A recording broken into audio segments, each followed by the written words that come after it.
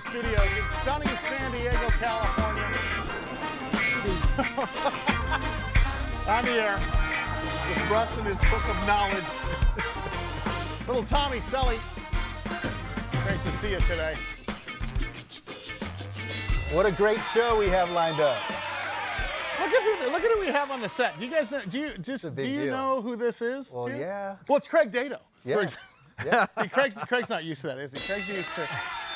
Of course, it is Craig Dado, Executive VP and CMO of the Mar Thoroughbred Club, and of course, the inimitable Joe Harper, President, CEO of the Mar Thoroughbred Club, the safest racetrack in the country. I want to get that out of the way, as I always do. When 3 years running. 3 years running. Well, first of all, wait Russ, a minute. are you in the show, Russ? Oh, yes, I'm part of the show. I'm just looking for my intelligent quotes here, but who said this? This is a quick quiz over there. The person who makes a success of living is the one who sees his goal steadily and aims for it unswervingly. Who said that?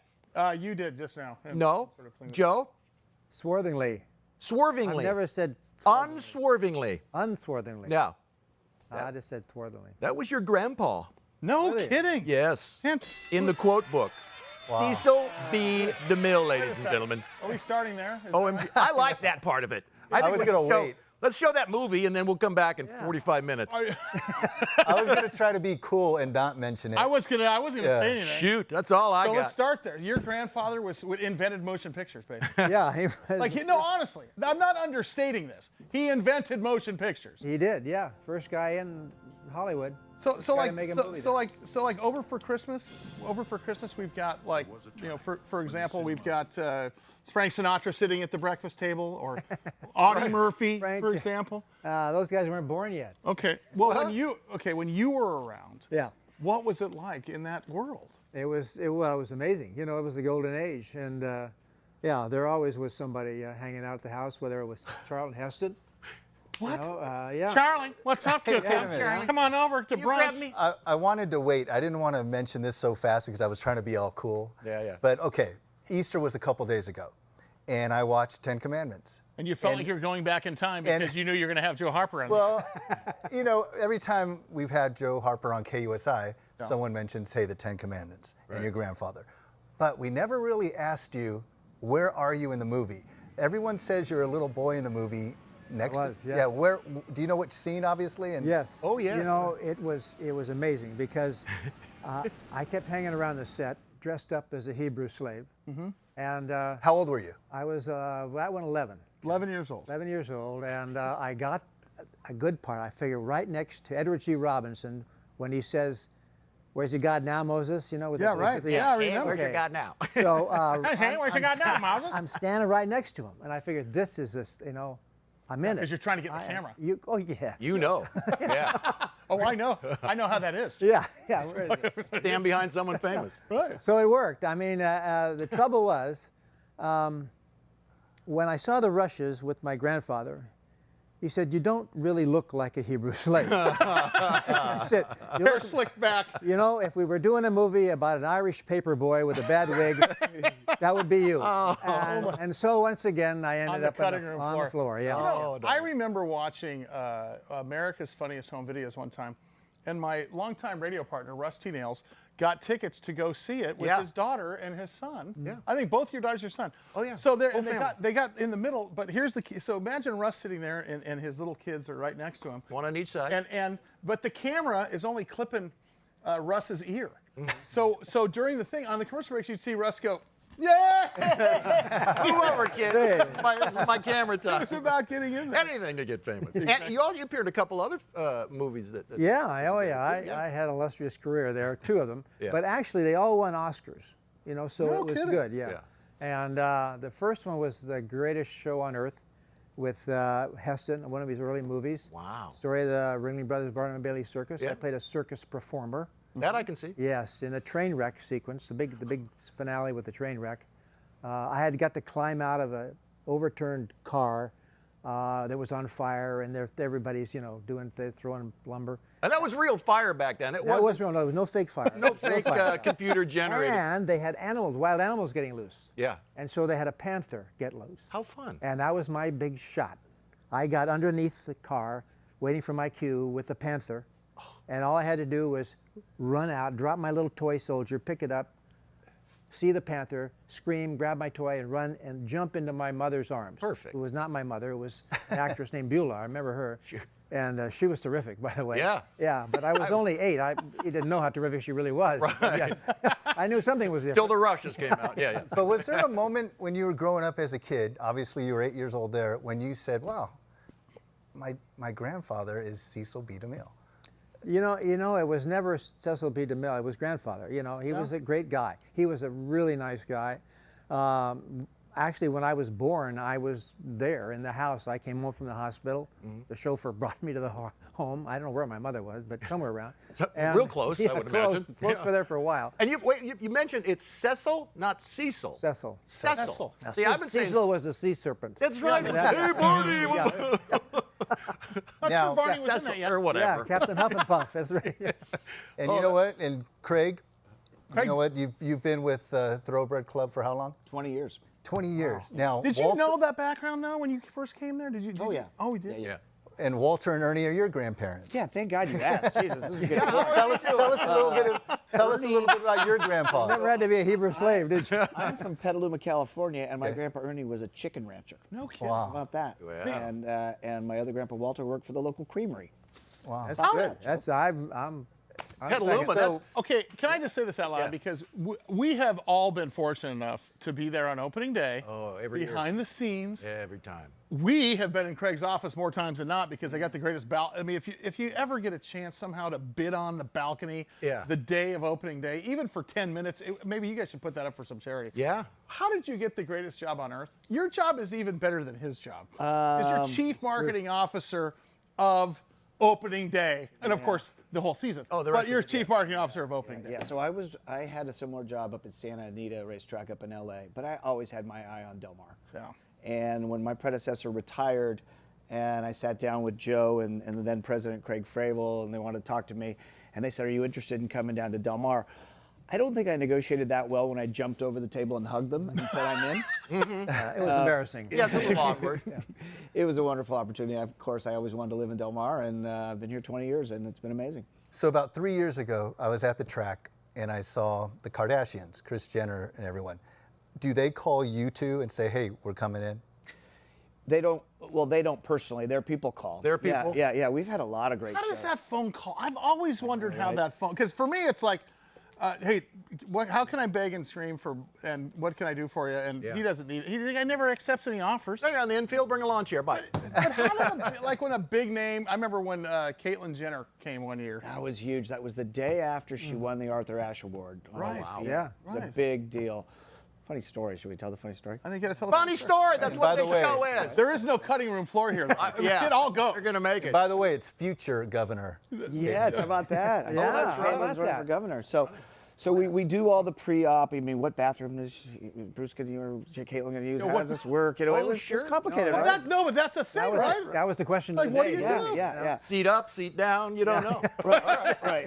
So Is that really the bar? Seat up or seat down? I don't know. That's just the new. That's going to be the new thing. You used to have like a man with a dress Right. and a woman with a dress. Up, down. Now it's You put it where I you think want. you should tell the rest of the story about Barbara, your wife. What? Oh, well, yeah, you know, Uh-oh. so the deal was, this was part of Caitlin's show, you know, and so everybody was mic'd up. And they mic'd me up to greet the bus when Caitlin drove in. So I'm mic'd up, and so obviously I'm watching what I say. And so the bus comes up, and out comes 8 amazingly beautiful women. Wow. Sort of. And, It's opening day. Yeah, that wasn't quite. The woman thing was Like a little opening day. hazy, but it was Caitlin. She looked great, Yeah. and she had on this great-looking dress that looked vaguely familiar to me, and I realized that's the exact same dress my wife is wearing to opening day.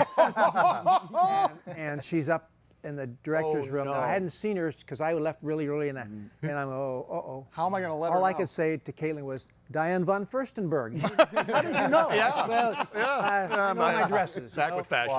And so we're walking out into the paddock, and I can see at the corner of my eye the director's room window, and my 4 daughters are up there just cracking up. Oh, They're sure. just laughing. Now they know. Yeah. Fortunately, Barbara changed her mind as she was leaving the house. She went back and changed her dress. Great idea. I was going to ask you. I got to funny. know. Yeah. What happened? Did she go back and change? So she went back? Well, she never wore it. I thought she'd worn it because I left earlier, but no. But she did take it back to Nordstrom's the next day. Craig, I'm not gonna- so about those phone calls. I mean, the people call, and what do they? Because they don't have to say, "Hey, I got a big name on the line here." They basically say, "I'm The name. So how does that thing go? What, It's generally an email. no kidding. Probably the biggest coup was when they filmed almost an entire episode of Entourage. And that was a huge undertaking. 'Cause right, they HBO's said, Entourage. yeah, because they said, look, it has to be on a race day. It has to be real. We don't fake anything. And Yeah. we've got a crew of about 80, 90, What? and you have to put them up for 3 nights. And In a stable, yeah. out back. Right, They right. call it a in that, manger, Russ. We got a place for you. Don't worry. So Entourage was a lot of fun. The Kardashians was great. Caitlyn was good. We've had a lot of celebrities. You know, they filmed the show The Bachelor there about 3 times. It's just a great backdrop for The Shaws for of Sunset shows. Boulevard. That was a good one. Yeah, that Mel Brooks, I've run into him a couple Yeah, times yeah. up there. That is great. Yeah. He's just walking around making Love bets. it. About 15 years ago, I would get a phone call every year, and it was a big-time celebrity saying, "Hey, I'm coming into town if you want to put me on the radio," and it was Tim Conway. And I mean, I'm assuming he was close friends with you. Can you just tell us one good Tim Conway story? I love the man. Tim was, I've known a lot of comics in my life. Tim was the only comic that had a sense of humor all the time. Yeah. Half of those guys, they never wanted to talk. They turn it off after. Conway was just funny. Yeah. He was all the time funny, and it was so much fun to be around. He and his wife were good friends, and he did something. I'll tell you a quick story. He and his wife, they're on the road, and they're at some hotel, and they're in this hotel, and it's got one of these lights for each side of the bed, and the switch is down here. So Charlene doesn't know about that. Tim knows about it. So she makes a noise, and Tim turns off the light.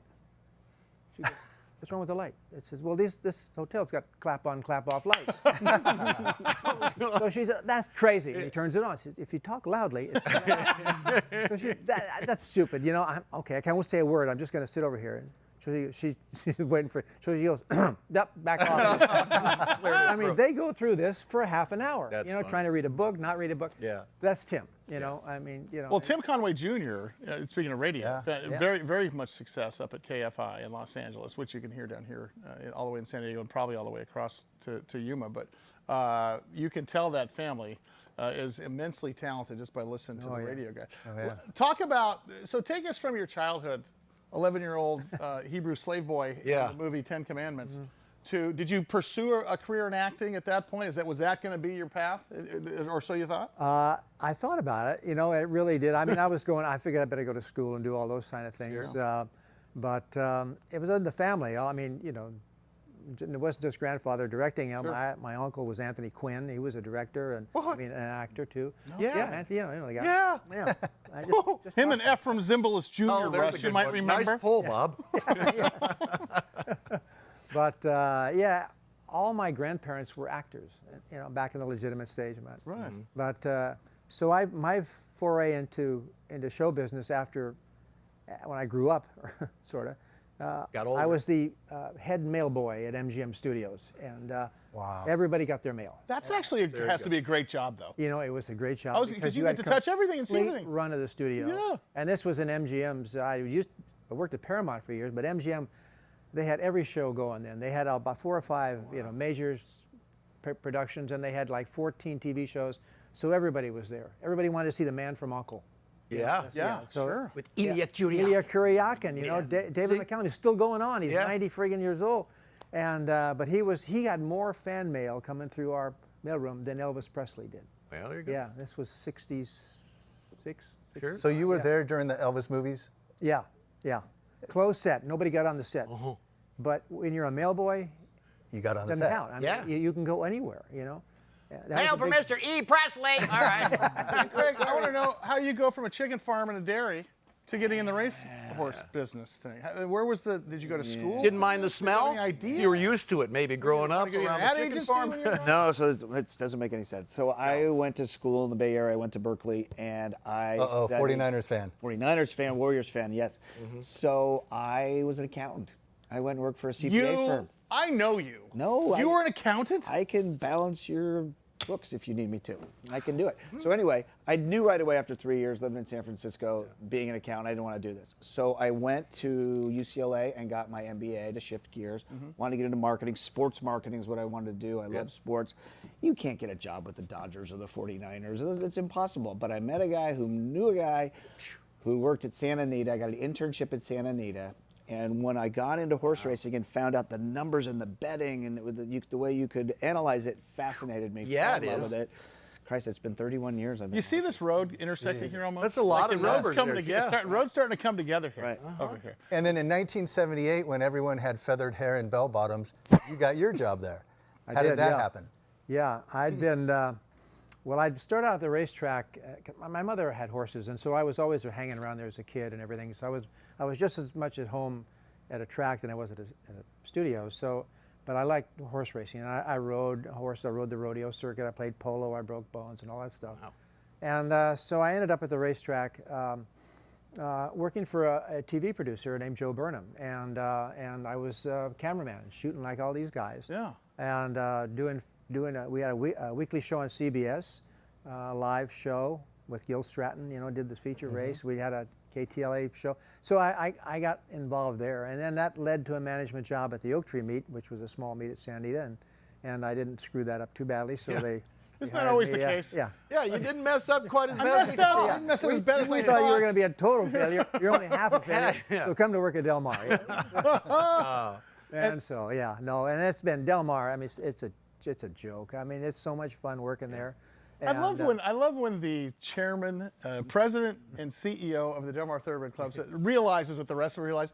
These two guys have the best job. I mean, there's a lot of best jobs in San Diego. We've been accused of it. Yeah. But we know the real secret. Well, the only reason my job is better than his job is because I can take credit for all his stuff. There you go. Every genius idea he's had on marketing, yeah, that was mine. And Craig, speaking of that, there's been some, remember when Larry Lucchino and the Padres did Family Night, and suddenly the Padres had people in the stands again? You did the same thing. Not that there was ever a dip, but man, you came up with some pretty unique stuff over the last. Well, you got to give the credit to Joe when a new guy shows up and says, "Hey, let's throw out 50 years of marketing. Let's not market to older men anymore. Let's market to women." That is a safety Yes. tip Yeah. for the ages. Stop marketing to older men. I think it should be right in here somewhere. We got more coming up. Bring Joe on the Harper, President and CEO of Del Mar Thoroughbred Club. Greg Dado, Executive VP and CMO, and the Sully Band. Never sounds better, except when I'm not playing with them. I know, look at that. Stay over here, Bob.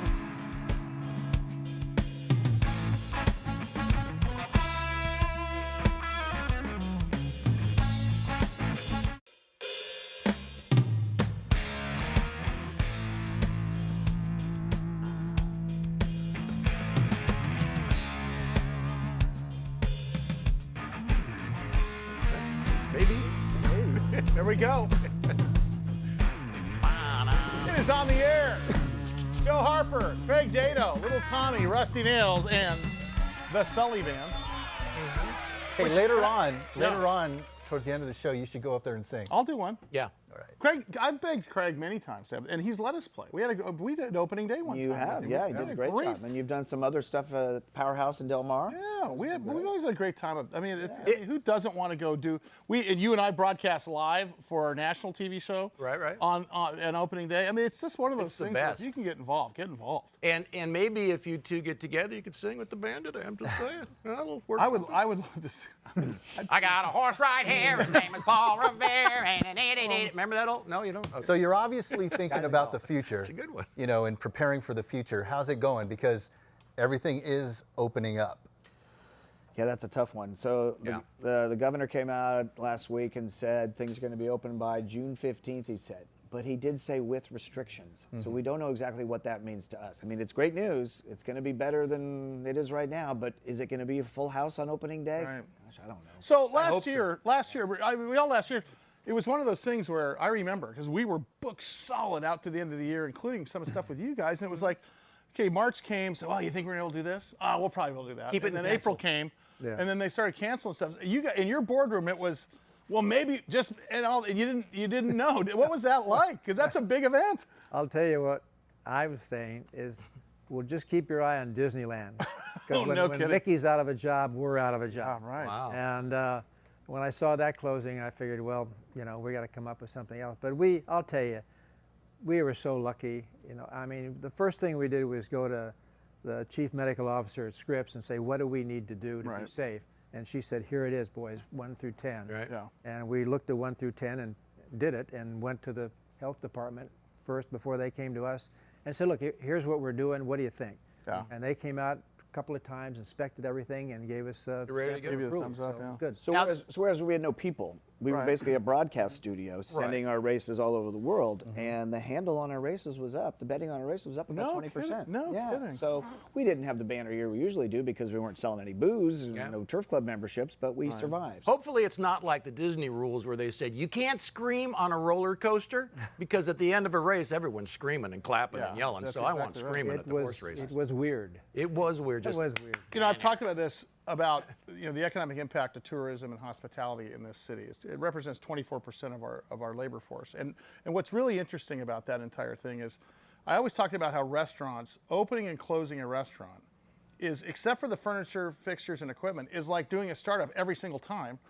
It had to be that way for you guys for a while. They're wondering, are we going to open and close here? Because if you guys planned on an opening day, I would argue there's probably some operating expenses there that you guys have to spend money on. And at the same time, I mean, if you go back in time and think to yourself, how do we plan on this? What deposits do we pay? how much hay do we buy here? How do you even plan for something like that as a business side? It was obviously a struggle to figure it out. Yeah. But you know, okay, no people. Well, that takes care of about $5 Yeah. million worth of food and beverage. Right. But how many less people are we going to hire? So somewhere in there, there's a middle ground. We were lucky because when the sports shut down, the betting and sports dollars came over to racing. I think I know a lot of my friends who I know bet quite a bit in sports bet.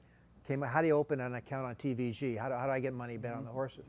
And so that went up. That part was great. I mean, what we had one day where the on-track handle was 250,000, the off-track handle was 25 million. My goodness. So yeah, close. and we got lucky with that when they moved the Kentucky Derby to Labor Day, which when we were running, you know, we get a lot of that trickle-down stuff that comes from California betting on the Derby. A little percentage goes into our pocket. So I'm going to go right at this real quick. I just want to talk about racing because I've interviewed both of you on News Radio 600 Kogo, and I always make sure that, you know, I've been one of those guys that's marked my career with, you better come prepared because I know I am. That's for our listeners and stuff. And one of the things I wanted to get out in the last couple of years, and you know this from a couple of interviews, is that the safety issue is always front and center, but it's a story that's not often told about Del Mar, and it needs to be told more because you guys have a lot to be proud of, right? Yeah, you know, 4 or 5 years ago, a lot of horses got injured and had to be euthanized. And we made a lot of changes, a lot of new protocols. And I'm going to shock you. If I had to ask you, how many horses did we have to euthanize in the entire year 2020, both meets combined? The answer during racing is 1. No kidding. Yeah. No other racetrack in the country can No, actually say that. we're can the safest in the country. And the year before that, it was 2. they? Yeah. Yeah. So, Weren't you running some weird dirt or something? From I remember you brought that in and said that's not working. You pulled that back out, went back to. you know, it took a lot of different things to do. I mean, first of all, we did look at the racetrack. Yeah. And we brought a new guy down, who's been terrific. He basically took all, you know, it's kind of like you go into your carpets, Yeah. you pick it up and shake it down and put it down smoothly. That's kind of what we did. Well, Russ says he turns his car upside down and shakes all the French fries out. yeah. Same exact thing. Yeah, we got it. Sunday brunch. Yeah. So they rebuilt the. Yeah, we rebanked the turns. We put in a little more bank so it doesn't put as much lateral pressure on a horse. And the real thing that I think that we were really concerned about was changing the culture of the backstretch trainers. You know, a lot of the trainers, they said he's okay. You know, he's going to be one more race, and that's. Oh. So that got changed, and that I got to give credit to the horsemen. They saw that. They understood it. Yeah. And along with the inspections on horses, even in the morning. So we're looking at more of them. We're asking questions, and it worked. Well, God bless you, because you guys have done a great job. Yeah. More people need to hear that story. Yes. All right, I want to hear how we go from feathered hair in the 70s to being the president and CEO when we come back. And then how did where did the road actually intersect? When did the begging start from Santa Anita down south? And I think I have the betting tip that will change everyone's life. Do you? Oh, yeah. You want to tell them? Oh, yeah. No, not right now. We tease about. We tease them. I'm here. We'll see you in a minute.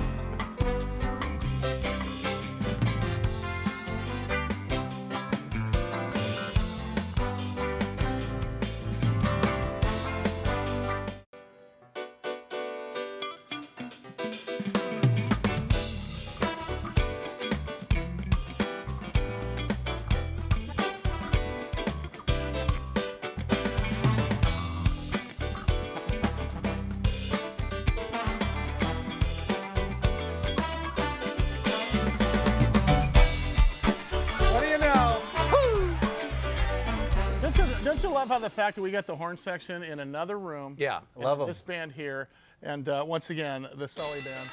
It's time out. How do we start? So Mark Hattersley, world famous recording engineer and artist. John Harper over here. You've seen him on stage with everyone from Chuck Berry to Ray Charles.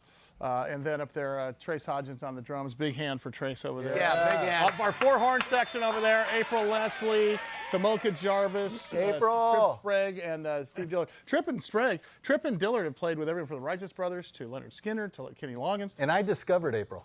Did you? Oh, you did. I did. She was on KUSI. We were looking to fire our horn players, and then we saw these two. And then we can't forget about Nacho, who I stole from you to play with me every Sunday at Monarch, right? From the island of Lemon Grove. All the way. And then James East, who is what, 3 Grammys, 4 Tonys, a restraining order, and a expired Costco card. But he's played with everyone from Eric Clapton to. Can you name a couple of James? I mean, Weren't you with Benny and the Jets? Benny and the Jets, yeah. Elton, played with Elton. You play. You play. Yeah. You play with Lionel Richie. Lionel Richie? You're being humble, but you play Yeah. with all the big names out there. No, just, a couple. You ever jam with Eric I've been Clapton? blessed. Uh-huh. Yes, I have. You've jammed with Eric? He toured with Eric Clapton. Dang. Yeah. We're not worthy. Suddenly Joe became the least, it wasn't the most important guy in the room. Suddenly James said Eric. But- Yeah, sorry. Speaking of Mr. Harper, Yeah. I do want to thank you on behalf of KUSI. Every time we call you, you go on. And I do need to apologize because sometimes when I call you, it's 5 a.m. And you always say, "Sure, Tommy, I'll go on." Wow. Yes, So, that's a recording. We're ready for you. Okay, I have to know how do the roads intersect? Okay, so you're moving along in your career, and you got to the point first where you got to where you went from working for a racetrack to where how did the thing happen to where you got up to where you're the chief guy there? Well, it's a good question. I mean, I had a lot of friends on the board, and they figured, well, He's been around long enough. around long He's enough. seen everything. We got to do something with him, And so, I mean, Del Mar fit in. I mean, I worked there in the summer. I came as a cameraman. I came to Del Mar in '67, and Wow. spent 3 summers shooting film for TV stations. Yeah. And then from there, what was when were you officially crowned as the president and CEO? Well, I came in management in '77 as an assistant to the president, and who was then an older guy that was retiring and took on the general managership. So it was fun. I mean, we had a house at Del Mar, the summer house, and so the board was saying, well, he's He's here anyway. We can't get rid of him. Yeah, might we as don't have well. to pay his moving expense. So but I tell you, the first year I spent at Del Mar I was a kid after the World War II, and I knew I never wanted to be anywhere else. I mean, who would, we shot some stuff for your Man of the Year recognition a couple years ago. It was real fun. I got to play Bing Crosby, and we sat over at Red Tracton's, which actually, Red Tracton was a guy. I didn't know Wait a that. second. Oh, yeah. Wait, Red Tracton that's just not the name of the restaurant? No, and he started a place in L.A. Yeah, right? I know. He had a couple of restaurants in L.A. very famous ones, actually. Right. Steakhouses on Los Like the Brown Derby kind of a. Yeah, yeah. I actually owned the Brown Derby. Well, Yeah, there it that's is. another story. Yeah, yeah. Red Tracton, by the way, Red Tracton is a great place. Yeah. And if you haven't been there, you need to go. They still serve like the prime rib, and remember the spiced apple and the parsley thing? And the Sunday chicken night. Like you're like, and I the remember when I piano was like, ar. It's a yes. blast in there still. It But is. anyway, it was fun. Wait. Let's rewind the tape a little bit. You said something. What did you say about the Brown Derby? Well, actually, yeah, the family owned the Hollywood Brown Derby was on Vine Street, very famous place back in the 30s, Right. 40s, 50s. And yeah, we owned the building. And so Bob Cobb, the Cobb salad guy, you know, he Wait a minute. Yeah. Bob Cobb. There's a guy named Bob Cobb. That's right. But he knew makes a Bob salad. Cobb. I do Bob. Yeah, Bob owned the Brown Derby, the restaurant part. We owned the building, and so he was a tenant. I think the best thing you've said so far is I knew Bob Cobb. I knew Bob Cobb. Yeah, and I'll tell you, nobody makes the salad Cobb salad. I mean, it's a diced thing, you know. It's got to You be eat a it with diced spoon. thing. Yeah, Yeah, every so often. So do you ever order a Cobb salad? all the think of time. Bob? Yeah, and every time I said, "This isn't the This real isn't Bob." the thing. I know the guy. Where's the turkey? I know. You're no Bob Cobb. So I've seen him at Fish Market. I've been no. Actually, I can tell you what, Fish Market in Del Mar also. I'm talking about a restaurant. Yeah. One of the best kept secrets in San Diego. Yeah. So go to the other ones. Don't go to that one because we can always get Right, a table right. without waiting. So, for people that don't know the story, can you take us back to the history books in 1937, how the track started? The track itself? Yeah, well, you know, it was Bing, and since I'm Hollywood friends, you know, Pat O'Brien and Bing had a house up the road, the old Osuna farm up there in Rancho Santa Fe, and he was a sportsman, you know, and they liked racing. The racing was dead for a number of years during the Depression. You know, everybody went to Caliente and things like that. But, yeah. but it came back in the 30s, and Bing, you know, thought, you know, maybe this would be a great spot. You know, there's a fairgrounds here, and the Depression's going on. The WPA, you know, I mean, I don't remember that. None of us do, but it was the Work Progress Administration. Right. One of those helped put a stockbroker out of work, and they built the track, and And then came the airport or the landing strip. well, there was right next door. And Yeah. part of it, I think it's still there, isn't it? Just Hunk of about it. gone now. Yeah. just- well, the story continues. So then we go from well, he's the only guy that'll run it. Let's make him run it. Yeah. And he says, who am I going to get to do the heavy lifting? And Ta-da. here comes Craig Dado. Yes. All right, it's on the air. Joe Harper, Craig Dado, Nice. Uncle Tommy, Rusty Nailz, and Sully Band. We'll see you guys in a second.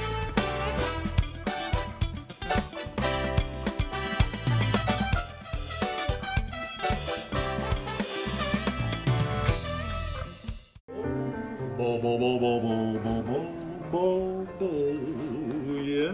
Well, hi, diddly ho there. It's Bing Crosby here to celebrate the nice guy of the year, Mr. Joe Harper. I'm here at one of my old haunts. It's the Red Tracton, right across the street from my racetrack. The one that Joe says he can run. We'll see. You know, they asked me to reminisce about Joe and say nice things. They gave me 10 minutes, and my problem is I don't know what to do with the other 8 minutes. So I asked some of his compadres, his amigos, his friends to share some of their stories, and we still came up 2 minutes short. So we had to put Joe on camera. I'm warning you. Some say he's a handsome man, and others say he's, well, looking at his face is like reading a book in a car. It's okay for about the first 10 minutes. Then you start to feel nauseous and have to look away. Joe Harper, nice guy of the year.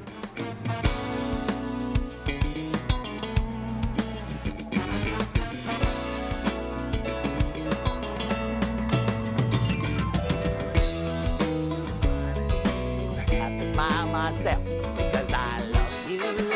Let's bring the bell I in. do. Let's bring the bell in immediately when Russ starts singing. Okay, all right. Speaking of singing, Rusty Nailz, by the way, if you haven't gone to Monarch, which is the latest and greatest in the Del Mar Plaza, he plays every Sunday. He's pilfered part of my band a number of times. One at a time I'm taking, but we start with Nacho, and it's just great. The two of us, I play guitar and sing, he sings and plays the bongos or whatever they're called. It's called conga, if I'm not mistaken. I'm sure. But Bongos are something different, Russ. I have bongos. But they're up at Monarch. I can We are every Sunday, I can 4 tell you that. till actually 4 till our bar tab equals our paycheck, and then we got to shut it down. Am I right? You ready for the gang? Shout them in. Come on out. Yeah. Sunday, what time? What time on Sunday? 4 till 4 p.m. sunset. All right. Yeah. Right after the Do race. they know you're coming, or is that just No, you we show- just show up? We just show up. And here's my sure thing for a bet, because I've been to the track several times, all the time. Are you a bettor? If yeah. Okay, so, but hold on. If you're a bettor, explain before. Well, I you- bring the cigar. It's a whole thing. Well, what's a trifecta? I get to play. What's a trifecta? When you win 3 out of the 5 or something races, I don't. 5 out of 7. Hey, what about this, Russ? That's a 5-fecta. What's an AC doozy? I have an infecta, which I try to cover on my way in. AC Doocy? Yeah. That's a card game, I think. Okay, I'm just testing you on How that. about Mumbly Peg? Let's go with that. No, found it. So Okay. coming up, you need to go play a song. I'll go play a song. Yeah. Well, they're going to play the song. I'll come. You got to sing or something. Yeah, but this is too interesting of a story. I don't want Yeah. to take time up with my stuff because This is the best show we've ever had. it is. No, it's easy because honestly, we got such a great story with the two of you guys. And what's interesting is, it really is true because you're a remarkable individual. But I know if you're in the media or in music, you're the face-forward part of this thing, and you're super humble. But you have really changed the face over the last several years of what goes on there. How did you guys finally meet? I mean, when did the? I know there was leaping over and hugging and stuff when it happened. I didn't think it was in the classifieds. Well, first of all, to say that you said earlier I do the heavy lifting, that's absurd. The other guys on our staff, Josh Rubenstein, Tom Robbins, Mike Ernst, Ann Hall, they do the heavy lifting. Christ, I'm the marketing guy. I haven't done a damn thing for over a year. Don't say that. I'm surprised why I get we're a paying paycheck. him. Yeah. See, I'm you kidding. blew Get it, Ernst in Charlie. here. You had By it the way, made. Ernst is one of the best interviews we've ever done as the chief financial CFO, officer. yeah. Yeah, he's Unbelievable the guy. only accountant with a sense of humor. I've No ever met. kidding. Yeah. I know. We need a full-time thing on this show. So how did the actual first day on the job work? All right, so when I got there, and I had my eye on Del Mar for a long time, and I went to him and I said, let's change it up. What do you say? Let's take a chance. Del Mar was already good, but we were marketing to old men. And I said, what if we go young and we go female and we start making as much money on booze as we do on betting? Is that when the yellow and white, blue, and the things all came in? Was that when? Because you remember the ad campaign? What year right? is this? 2002. Wow, yeah. Yeah, and Joe, being the showman that he is from Hollywood, said, hell yeah. I think most bosses would have said, nah, go back to your office and try I'll again. tell you, that was the biggest breath of fresh air we ever had. And I got to tell you, I looked him up. Oh, you did? Yeah, we got some friends, some mutual friends, and Did we have Google back then? I don't think we did. You actually looked him up. Rolodex. I actually Maybe. did. Thank look God him all the up. charges were dropped. Thank Yeah. God. Yeah, exactly. Yeah, Convicted, fortunately, never. the statute of limitations had gone, so it was fine. But no, some of the marketing people up that I really trusted their opinion told me, you got to get him. He's the best. Wow. What was interesting about that is you brought in this old school, I don't mean old school, I should say old time, back in the 40s and 50s race feel. And that advertising style, all of a sudden you saw everywhere in San Diego. I mean, yeah. Well, we're the ones on that. Oh, there's a new ad coming in. So all of that, you changed the face of not just the racetrack, but also the advertising. Well, as we took advantage of Bing. I mean, our slogan for years was cool as ever, which is Yeah. a tip of the hat to Bing. Yeah, right. And it told everybody, hey, we're cool now. So again, instead of having a bunch of older men in trench coats smoking cigars and drinking coffee, Yeah. we started getting people in their 20s dressed up with their best dresses and jackets and drinking Del Margaritas. Yeah. That's, And smoking cigars. I've caught a couple out there. Smoking other things, really. Yeah, well, that could We have a happen. lot of reggae shows. so man. where in the planning stage are you guys for 2021 right now? Yeah. Anyone? I love they look at each other. Do you want to tell me? Well, they kind of don't know because the governor Yeah. didn't really say anything. No, but you guys have to. I mean, you guys are planning, No, right? Look, we're planning, the immediate plans are based on what's going on right now. But we all know that by July 16th, Opening things are day. going to change. Yeah. And I think they're going to change for the better. Right. A little more opening.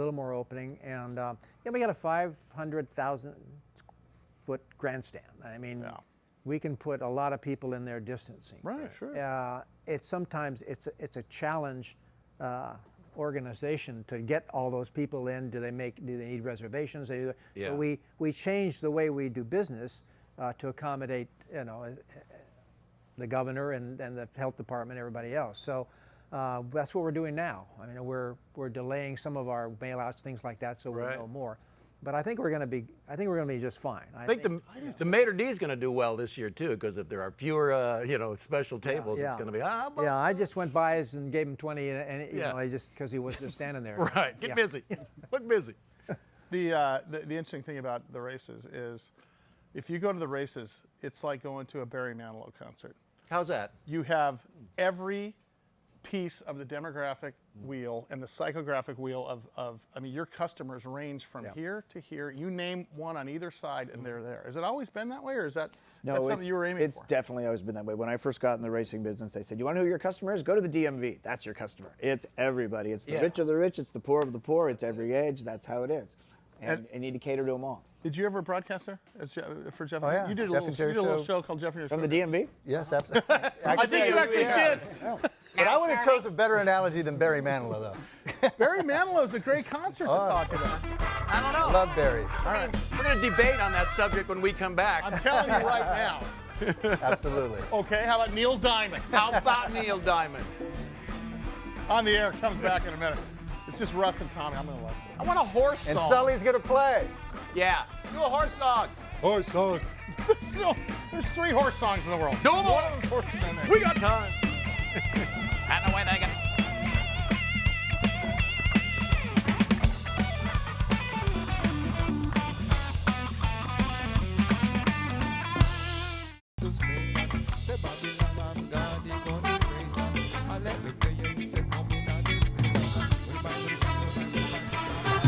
I'm going to get a phone call. Craig's going to say, hey, can we book the Sully band? But there's just one thing. Uh-oh. We just want them. Not the, hey, can we bring up real quickly a big event, and I think it's a big feather in your cap, is the Breeders' Cup. Because that is going to be, I mean, look at that's November, am I thinking? November 5th and 6th. Yeah.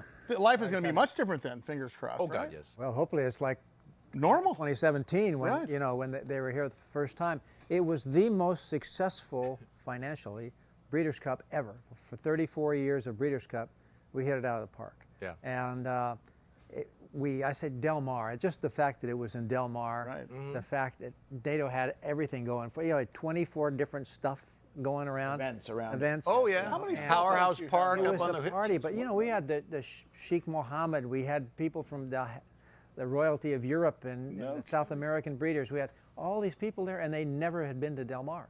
Yeah. And a bunch of Irish guys were going, we never knew it was here. You know, like Tommy, you know this. When the Chargers were like winning, it'd be like the whole country would be like, yeah, but that's just San Diego. In the racing world, Del Mar is at the top. yeah. I mean, that's the difference. Is that San Diego's not a small-time place. right. Del Mar's not a small-time place in the Couple world of- of racing, right? I mean, couple of- it's right up there when you talk about Kentucky Derby and everything else, right? No question at all. A couple of interesting stats from the Breeders' Cup. 75% of the attendees were from outside of Southern California.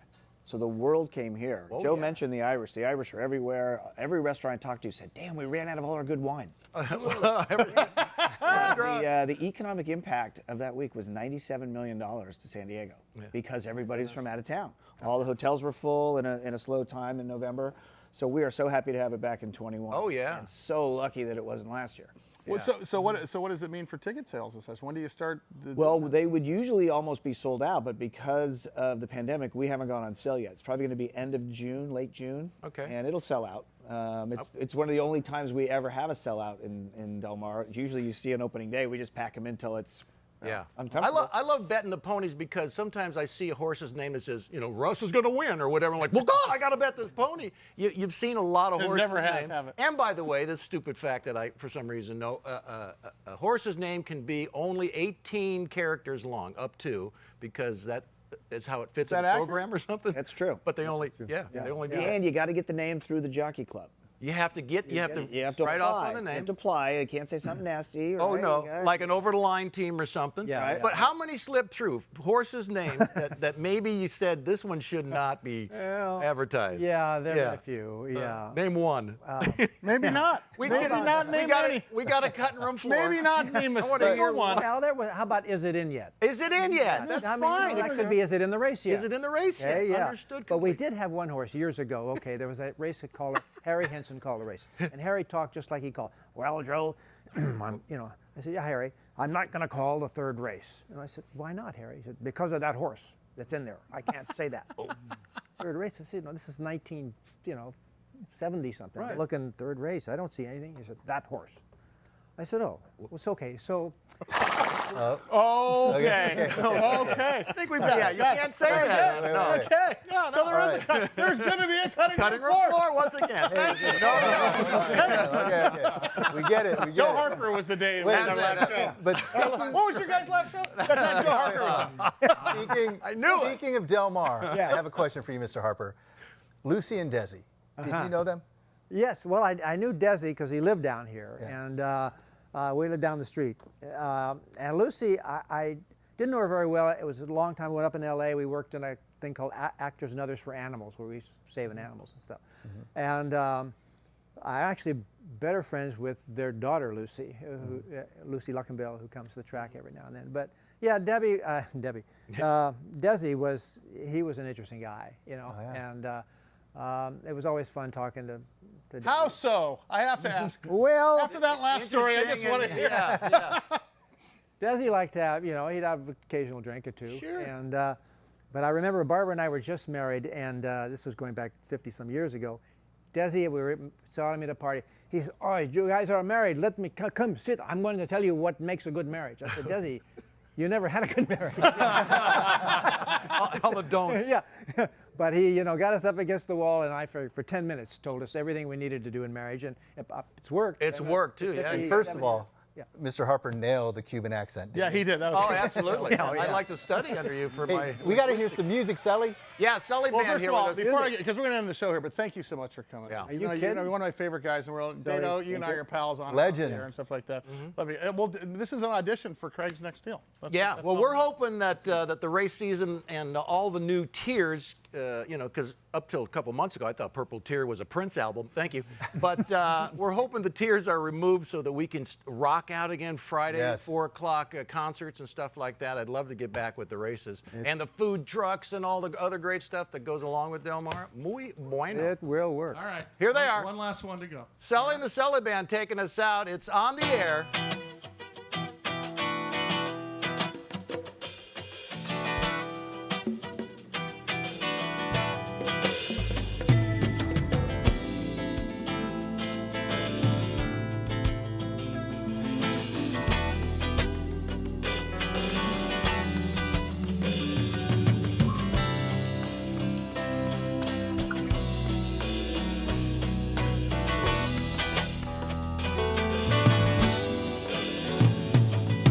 Town around the corner, half a mile from here. You see that long train run, and you watch them disappear without love.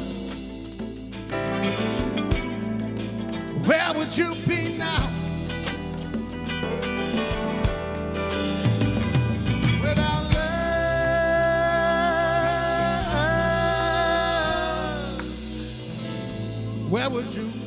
where would you be now? Thank you guys for coming today on the air. Sully, Little Tommy, Russ and Nailz, Joe Harper, Craig Dado. Ha, tap, hey, ha.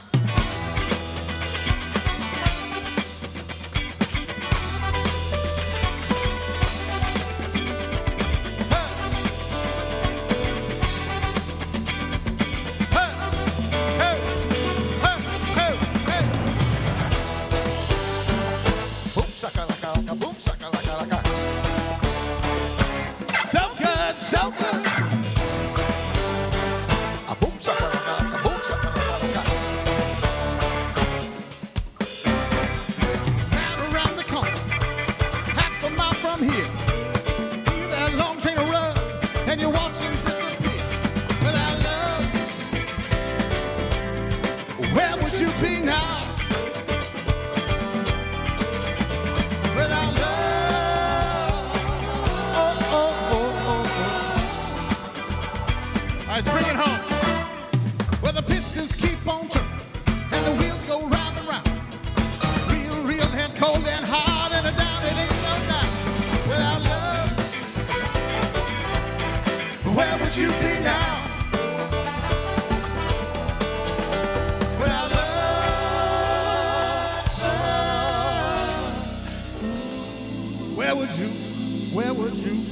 where would you be now? Hey, hey, hey, hey.